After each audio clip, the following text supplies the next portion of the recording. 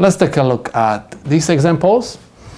First problem, we have 0 and we have number inside of the parentheses. Anytime there is no sign, automatically this is multiplication, okay? This means multiplication.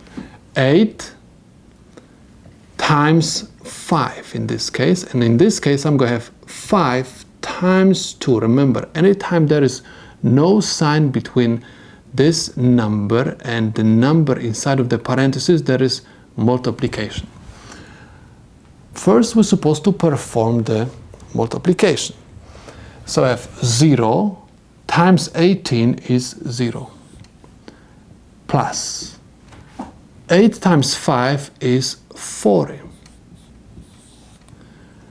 minus 5 times 2 is equal 10, equals.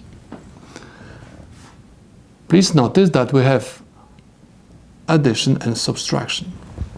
Addition and subtraction operations are equally important, so we're supposed to perform the operations from left side to the right side. 0 plus 40 is equal 40.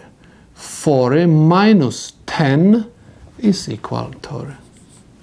And this is the solution to my first problem. Let's take a look at this example. We're supposed to perform the operation inside of the parentheses first. So I'm going to have 3 divided by 2 plus 1 is equal 3. 3 divided by 3 is equal 1. And this is the solution to my second problem.